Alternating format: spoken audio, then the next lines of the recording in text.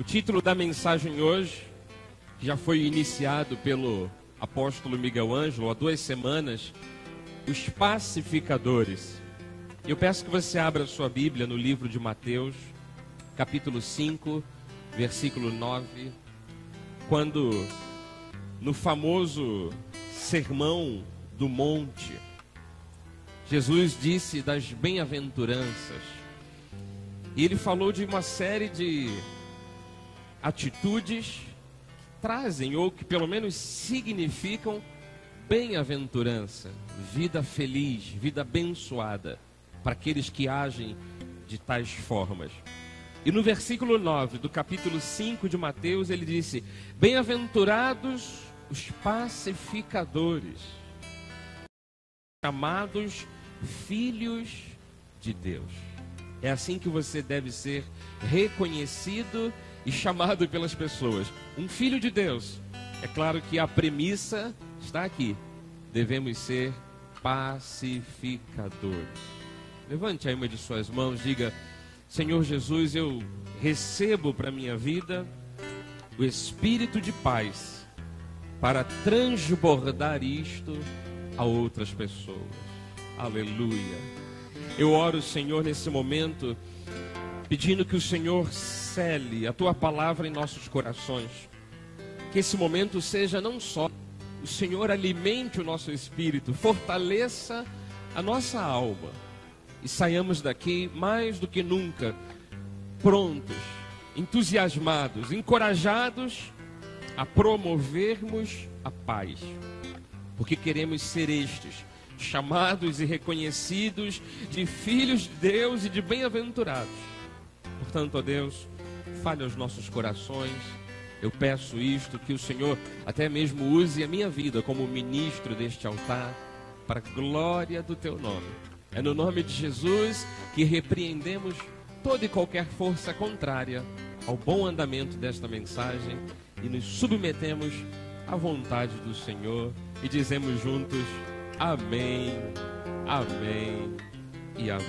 Graças a Deus. Mais uma vez, obrigado, nosso diácono Marcelo. Eu quero me dirigir à Igreja Cristo Vive, aos meus irmãos em Cristo, minha família espiritual, e começando esse tema, que por ele nós vamos percorrer o mês de março inteiro, talvez o início de abril, até o período de feriado. Eu quero dizer que o pacificador é um filho de Deus. E nós, como filhos do Senhor, devemos então carregar conosco esses adjetivos, esses atributos, sermos pacificadores.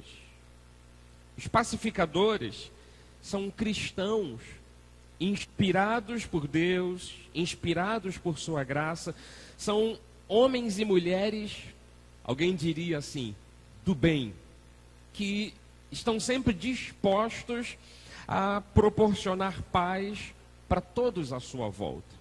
Então, você pode até pensar que não nasceu com essas aptidões, com esse tipo de habilidade, ou que não tem tanta paciência para realizar tal obra, mas eu vou lhe dizer, por ser um filho de Deus, você está talhado pelo Senhor e moldado por Ele para ser um pacificador. Acredite nisto.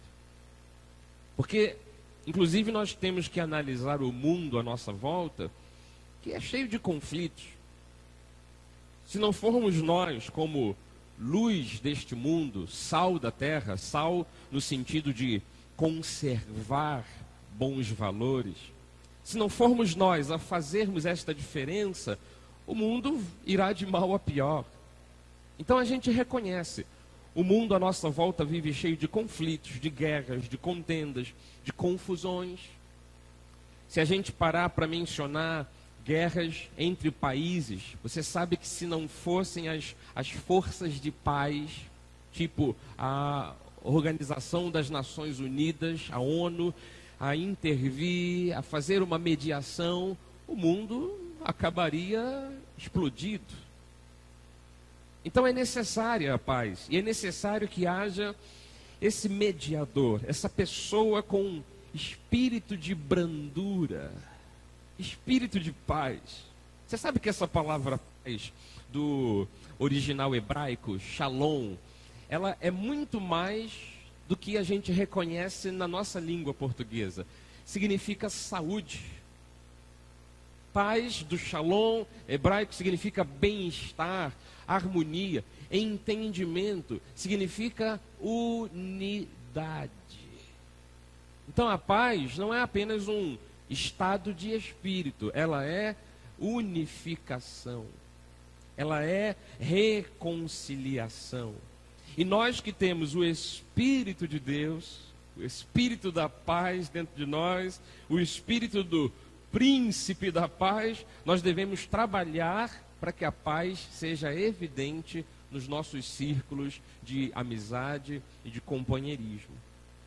Daí a grande missão de um pacificador é solucionar conflitos, solucionar problemas. Na verdade, a gente tem um costume muito negativo, eu digo do brasileiro, né? Por exemplo, com intrigas, com fofocas, com uma maneira fácil de se irritar.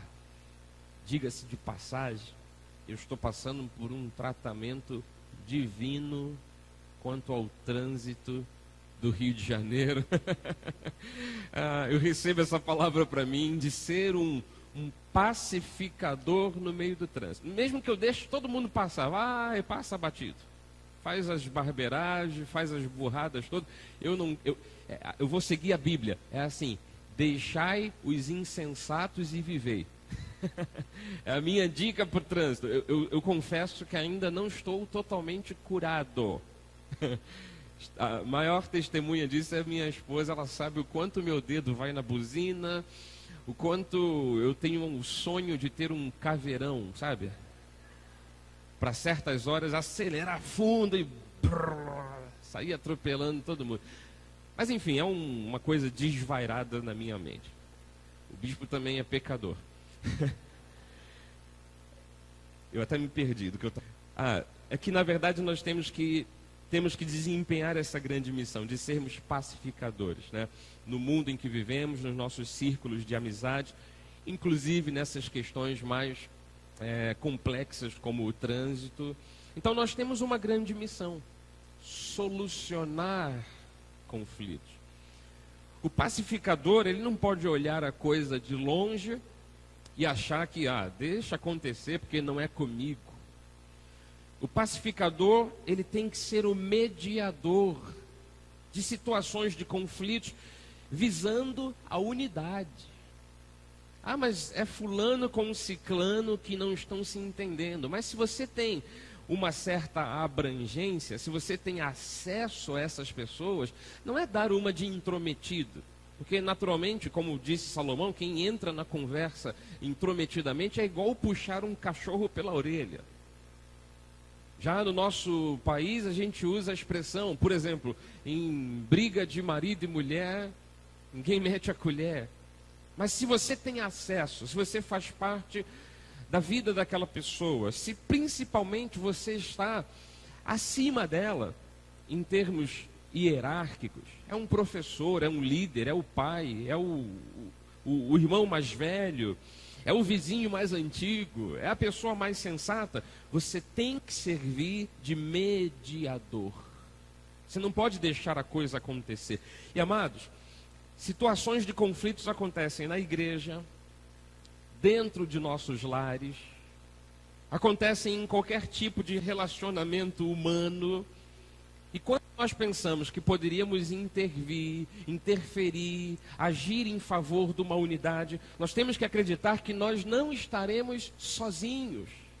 O Espírito da paz, o Espírito de Cristo Jesus nos dará sabedoria para agirmos nessa situação.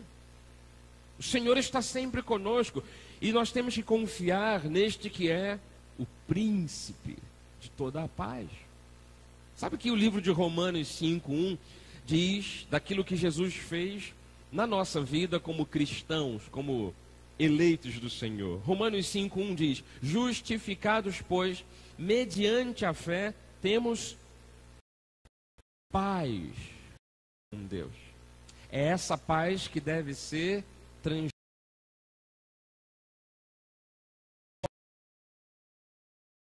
fora.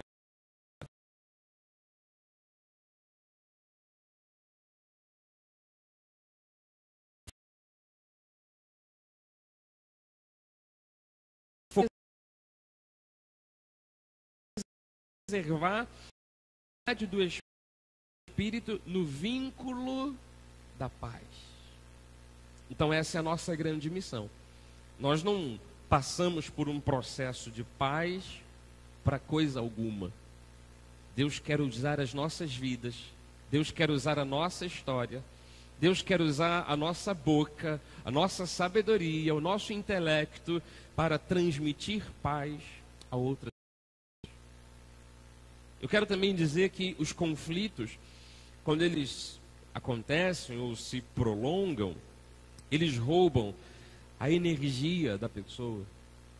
Eles roubam o tempo da pessoa. Às vezes roubam até o dinheiro, porque dependendo do conflito haverá desperdício de dinheiro. Traz um desgaste muito grande.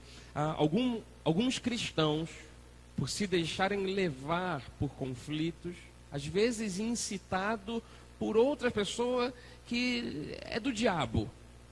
E daí não adianta você dar trela e você acatar a uma afronta de alguém que é do maligno. Mas às vezes muitos cristãos fazem com que o seu próprio testemunho caia por terra. Depois de um tempo enorme, depois de anos se mantendo íntegro, fiel, honesto, sensato, uma pessoa equilibrada, às vezes vem alguém, espeta você, te cutuca, te afronta, e você então esbraveja e todo o seu testemunho cai por terra. Aí depois tem que recuperar tudo de novo. Então, nós temos que pensar nisso, nós temos que aprender a sermos pacificadores. Mas bispo, eu sou uma pessoa explosiva, alguém pode dizer, eu sou uma pessoa inquieta. Amado, nascemos para ser pacificadores. Nós devemos converter situações adversas, sempre com princípios da Bíblia Sagrada.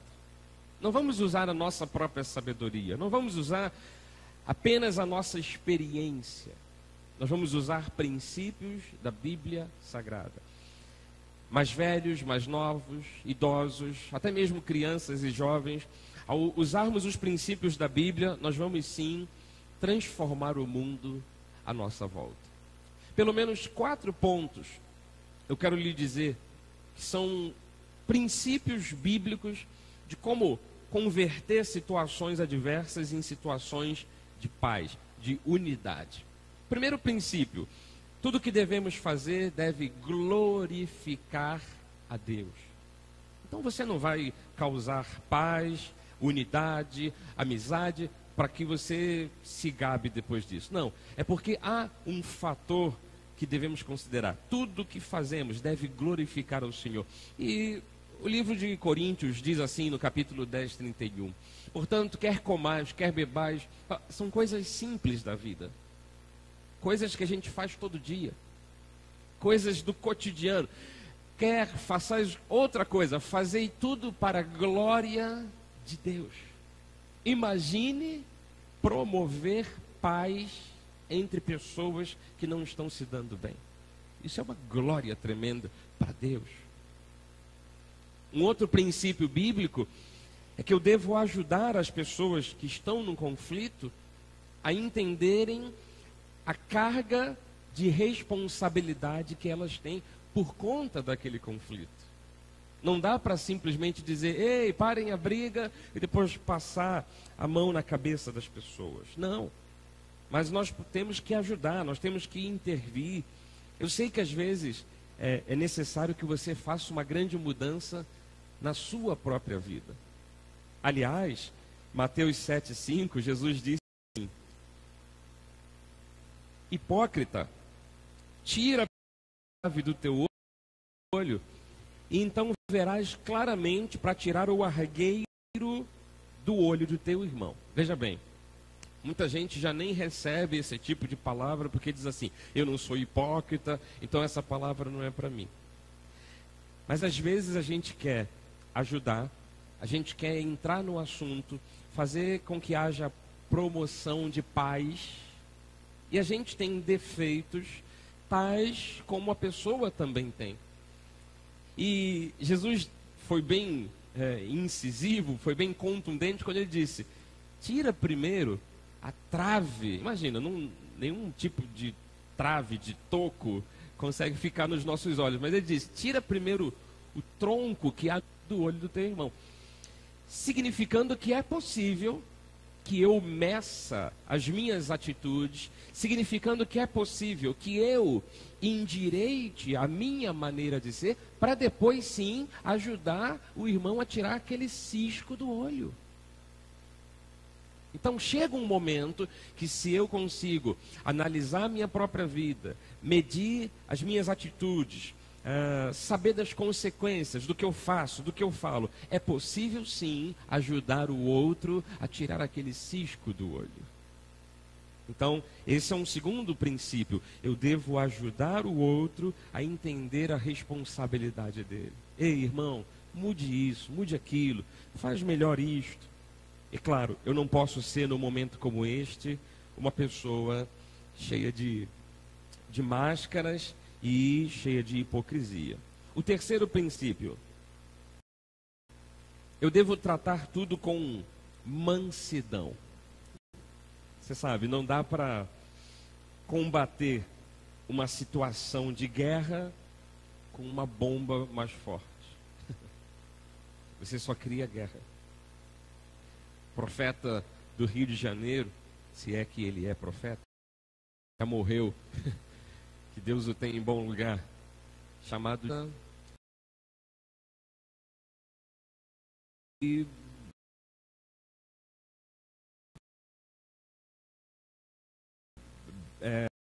brutalidade, esbravejamento, grito, guerra, vai gerar guerra. Então eu devo tratar tudo com mansidão. O Gálatas 6:1 diz assim: irmãos, se alguém for surpreendido em alguma falta, vós que sois espirituais, receba isso aí, amado. Você que é espiritual, corrigi-o com espírito de brandura e guarda-te para que não sejas também tentado. Então, na hora de ajudar alguém a resolver um problema, na hora de ser um peacemaker, um fazedor de paz, um pacificador, você não pode chegar com tanto ímpeto e tanta força. Tem que ser o mais gentil possível. Você tem que promover essa gentileza e essa paz. Um quarto princípio: você deve, por fim, buscar a reconciliação entre você ou entre duas pessoas que não se dão bem. Sabe onde está esse princípio? Em Mateus 5:23, que Jesus disse uma coisa que faz parte das nossas urgências. Preste bem atenção: urgências. Ele fala de ofertas. Ele diz assim: ao trazeres ao altar a tua oferta, e se por acaso ali te lembrares de que teu irmão tem alguma coisa contra ti, não é nem muito você tendo alguma demanda contra outro, mas se você lembra que há uma rixa, há um problema, há um conflito, você sabe da urgência da gente oferecer alguma coisa a Deus.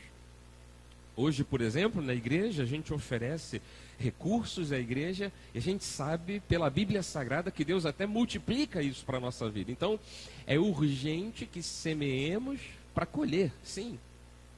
Há também o aspecto do Antigo Testamento, em que a pessoa levava um manjar, uma comida, um animal, e oferecia a Deus como louvor. Há uma urgência em louvarmos a Deus. É a primeira coisa que fazemos quando chegamos num culto, já começamos a cantar e louvar. Há uma urgência nisso, porque Deus recebe, Deus se alegra, Deus responde, Deus se manifesta. Mas o versículo 24 diz que se você está no momento da oferta, se lembra que tem alguma demanda, deixa perante o altar a tua oferta. Vai primeiro reconciliar-te com teu irmão e então, voltando, faze a tua oferta. Ouça,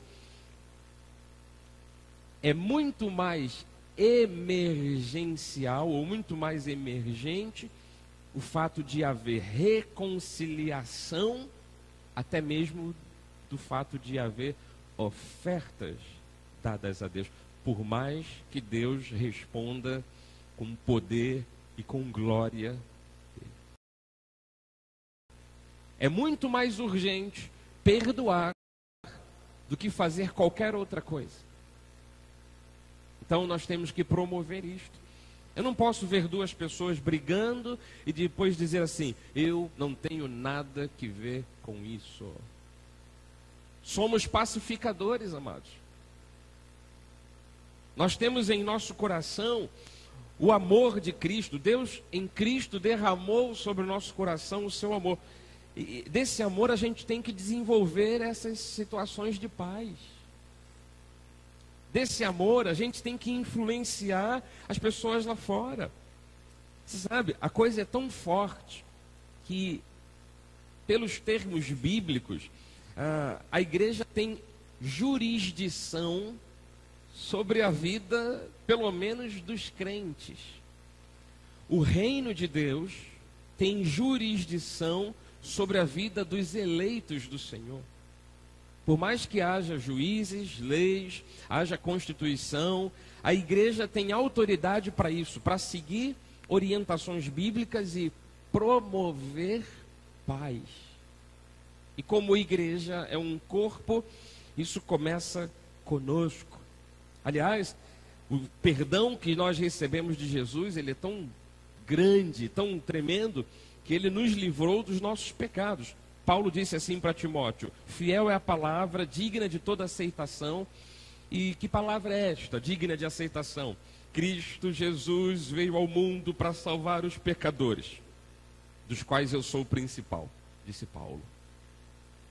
Significando que, do tanto que Jesus nos perdoou, devemos também perdoar os outros, ou fazer com que se perdoem. Nós passamos por esse processo, fomos salvos, fomos perdoados dos pecados. E esse perdão tem que estar vigente, tem que acontecer momento após momento em nossa vida. Daí, amados, não podemos deixar a coisa acontecer achando que não é parte da nossa vida, não é nossa responsabilidade, ou fazer como muita gente faz, em vez de ser um bombeiro, apagador de incêndios, ele é o contrário, ele é o lenhador. Corta lenha, corta lenha, corta. Inclusive,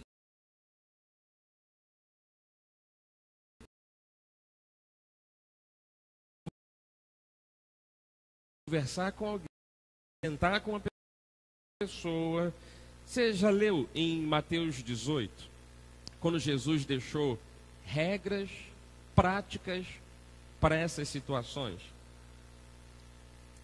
Diz assim, olha: se teu irmão pecar contra ti, vai arguí-lo entre ti e ele só. A Bíblia está dizendo assim, olha, só você e ele. Vai lá e resolve. Você e a pessoa, olhos nos olhos. Quero ver o que você diz. Quero ver como suporta. Tem uma música assim, não tem?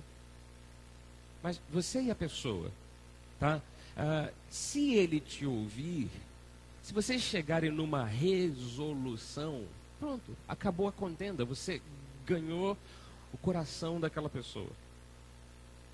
A regra não é só essa. O versículo 16 diz assim, ó: se porém não te ouvir, porque tem gente que é cabeça dura, né? Não gosta de deixar barato. Se ele não te ouvir, toma ainda contigo uma ou duas pessoas, para que pelo depoimento de 2 ou 3 testemunhas, toda palavra se estabeleça. Então, a primeira regra é você e a pessoa tentarem resolver. Veja bem, com um espírito de brandura, com paz, serenidade, maracujina na veia. Não é ir resolver como quem entra num octógono, né, ou num boxe aliás, eu falei boxe de boxe, num quadrado de boxe e parte para a luta. Mas é como uma pessoa que vai transmitir paz. Você tomou a atitude de ir ao teu irmão, beleza. Ele não te ouviu, pega uma, duas, três pessoas da família. Principalmente gente amiga dos dois. Que se você pegar só os teus amigos e juntar a tua turma, a tua patota, né? Os irmãos que foram no retiro sabem que patota tem um teor aí de piada interna. É uma piada interna. Se você pegar só a tua patota e ir, o cara vai se sentir, né, desafiado a lutar contra o grupo todo. Pegue pessoas que fazem parte do convívio de ambos. Aqui a dica é a seguinte, para que a testemunha de 2 ou 3 pessoas se estabeleça. Olha, a gente tentou resolver, mas, tá vendo? Inclusive diante de 2 ou 3 pessoas, e o fulano não abriu mão, não abriu guarda, não deu o braço a torcer, não se retratou, não voltou, continua insistindo na guerra. Aí vem a terceira regra. O versículo 17 diz: se ele não os atender, dize-o à igreja. A gente está partindo do pressuposto que a igreja tem autoridade máxima sobre a vida de cristãos, além da autoridade de um juiz, de uma constituição, tem jurisdição sobre a vida do crente. Se ele não os atender, dize-o à igreja, e se recusar ouvir também a igreja, considera-o como gentil e publicano. Às vezes é uma coisa que tem para resolver, e, por exemplo, essa semana eu ouvi de um caso que aconteceu dentro de uma igreja. Eu estava quarta-feira na nossa igreja sede, nossa igreja matriz. O apóstolo Miguel Ângelo contou esse caso, do seguinte: um irmão emprestou dinheiro para o outro, cerca de 30 mil reais. O outro irmão se escafedeu, sumiu do mapa. Alguém sabia onde ele morava, tal. E o irmão que emprestou dinheiro, parece que foi atrás. O indivíduo não devolvia e também dizia, né, como é que é aquele ditado? Devo, não pago, nego enquanto puder. Não é assim o ditado?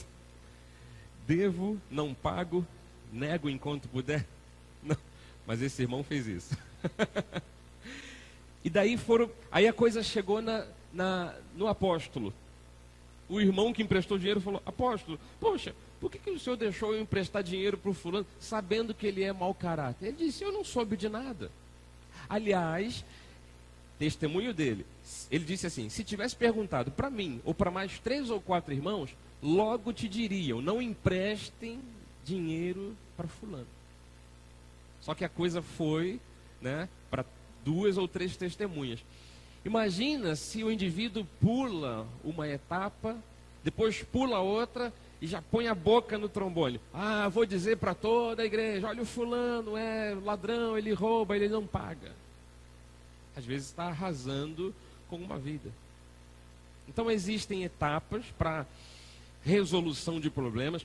Tem gente que pula as etapas e já espalha para todo mundo. Volto a dizer, se você não foi resolver com a pessoa, depois não foi resolver em família, você não pode já dizer para a galera toda, sabe? E isso não é ser bombeiro, isso é ser o tal lenhador. Só joga lenha na fogueira. Mas o indivíduo é mau caráter e não paga mesmo. Sim, se há uma questão que pode ir até para a justiça, pronto, vão os dois para a justiça para reaver dinheiro. Mas sempre, quando necessário, quando possível, aliás, eu repito, não é só necessário, quando possível, devemos buscar uma unanimidade, até mesmo nos pensamentos. pensarmos da mesma forma, pensarmos concordemente. É claro que nós não somos todos iguais, cada um tem um jeito, cada um foi criado numa família, mas há um sentido que a vida nos aponta e que nesse sentido nós devemos pensar de forma unânime. Porque senão nós mesmos, como cristãos, que deveríamos estar de mãos dadas, celebrando a Cristo, mostrando a Cristo ao mundo, nós vamos nos desfazer dessa união e o mundo vai perder muita coisa. Tanto que uma época, Paulo disse assim para os filipenses, olha, capítulo 4:2, eu peço a vocês uma coisa, eu rogo a Evódia e rogo também a Sintique, pensem concordemente no Senhor. Ele estava mencionando, olha que coisa interessante, Paulo escreveu uma carta que se transformou num grande ensinamento para nós hoje, e ele menciona duas pessoas, ei, Evódia, Sintique, pensem concordemente, entrem em acordo. Versículo 3 ele diz, a ti, fiel companheiro de jugo, também peço que as auxilies, pois juntas se esforçaram comigo no Evangelho. Tanto uma já tinha ajudado, como a outra também. Ele diz, também com Clemente, com os demais cooperadores, os nomes se encontram no livro da vida. Então ele diz, ei, olha, já que vocês são salvos, têm o nome no livro da vida, vamos pensar de forma unânime. Vamos desfazer todo tipo de guerra. O pacificador é diferente daquele que compra o barulho. O pacificador é diferente daquele que quer pôr mais lenha na fogueira. O pacificador é diferente daquele que quer sempre dar o troco. Mas, bispo, se não for assim, a gente vai passar de bobo no mundo. Sim. Qual o problema? Se for assim, a gente vai ser sempre afligido e as pessoas vão achar que nós podemos levar cajadada na cabeça. Amado, vou lhe mostrar uma passagem bíblica que nos mostra o caminho a ser trilhado e que eu tenho que te dizer, deve ser a sua preferência de atitude. Prefira sempre a mediação, principalmente entre os que têm o Espírito de Deus. Já que vocês têm o nome no livro da vida, vamos entrar em acordo. Olha o texto qual é. 1 Coríntios 6, versículos 1 ao 9. Aventura-se algum de vós, tendo questão contra o outro, a submetê-lo a juízo perante os injustos e santos? É uma pergunta de Paulo, dizendo o seguinte, olha, vocês que são irmãos em Cristo, vocês que são salvos, vocês que são da igreja, os justos, vocês entram nesse caminho aí de né? Submetendo a juízo questões.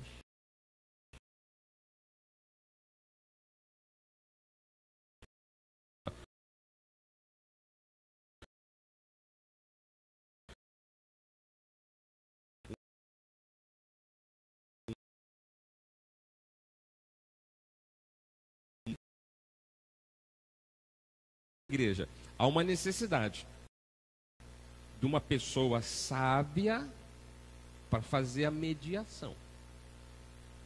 Daí, é claro, a gente precisa de gente sábia, gente comprometida com Deus, para juntar as duas pessoas e dizer, ei, vamos pensar concordemente, vamos pensar de forma unânime. Então, há uma necessidade, mas tudo bem. O versículo 2 diz assim, ou não sabeis que os santos hão de julgar o mundo?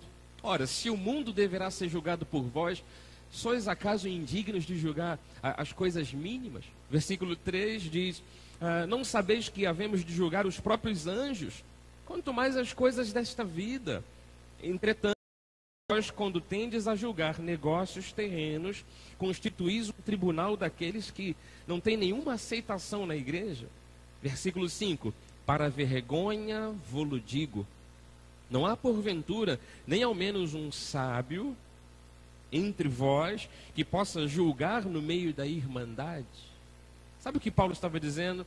Em vez de sairmos todos para o tribunal e juntarmos advogados, juízes, ir para o fórum, grandes causas ou pequenas causas, nós deveríamos tentar resolver coisas, principalmente entre santos. Ah, mas tem coisa que tem que levar para a justiça, porque envolve quase que um crime, envolve questões cíveis, sim. Mas às vezes é uma coisa mínima. E daí diz o versículo 6, irá um irmão a juízo contra outro irmão? E isso perante incrédulos? Olha o 7, que coisa triste. O só existir entre vós demandas já é completa derrota para vocês. Né? Às vezes a pessoa cria uma implicância com alguém. Só existir uma implicância, uma ira, uma coisa assim, um mal-estar, já é completa derrota. Aí vem a grande pergunta, que era onde eu queria chegar. Por que não sofreis antes a injustiça? A picuinha não partiu de você?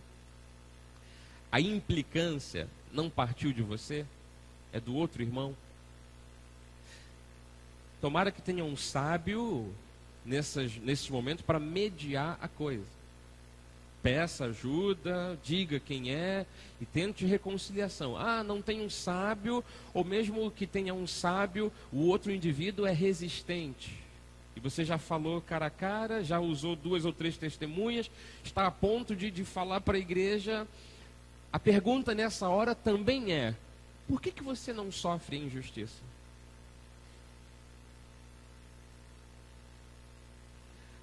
Por que você não sofre o dano? Em outras palavras, no carioquês, por que você não engole o sapo? Né? Estou me falando com todo carinho. Por que você não engole sapos e se declara um homem da paz? O versículo 8 diz assim: mas vós mesmos fazeis a injustiça e fazeis o dano, e isto aos próprios irmãos. Versículo 9: ou não sabeis que os injustos não herdarão o reino de Deus? Ou seja, a pessoa que vive injustiça para o resto da vida nunca foi salva. A gente não pode ter nenhum tipo de atitude parecida com o tipo de gente que nunca será salvo. Então, mais do que nunca, chegou o momento de nós, como igreja do Senhor, desempenharmos esse papel de pacificadores. Devemos rejeitar a influência do mundo, porque o mundo diz assim: não deixa mole não. O mundo diz: paga com a mesma força, na mesma moeda. O mundo às vezes vê uma briga entre marido e mulher e diz: o quê? Te traiu? Arruma 2. Não dá mole não. O mundo diz, não, mas é o que o pessoal usa: leva pro pau, bota na justiça. Nós não podemos nos conformar e aceitar aquilo que o mundo tem empurrado em nossas mentes. Amado, procure desenvolver uma cultura da paz. Provérbios 25:8 diz assim: não te apresses a litigar. Litigado do verbo, né, litigado, litígio, da expressão litígio, perdão, significa demanda judicial, significa uma questão, significa uma contenda, algo litigioso, algo que envolve briga, que envolve contenda.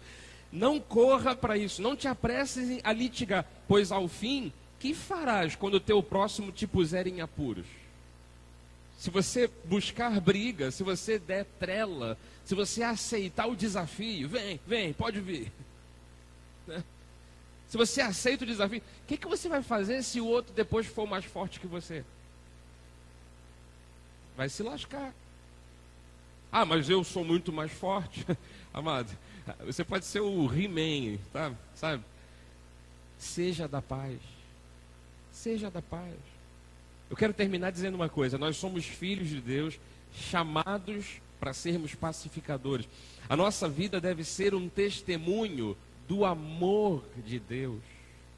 Devemos usar a sabedoria que vem lá do alto para fazer da nossa vida uma vida de auxílio a outras pessoas, a resolverem situações de conflitos, a manterem a unidade, a se conservarem em paz. O texto final está em Hebreus 12:14, que diz: segui a paz com todos e a santificação, pois sem essas coisas ninguém verá o Senhor. E aqui é um texto tão bonito que fala de ver Deus agindo na sua vida. Siga a paz, siga a santificação, para que você veja Deus agindo. Então que você consiga agir desta forma. Diga: eu creio nisto e recebo isto. Que você consiga agir assim, fazendo parte daqueles que são chamados filhos de Deus, os pacificadores. Assim seja, assim disse o Senhor. Glórias a Deus. Um lindo aplauso ao Senhor dos Senhores, ao Rei dos Reis.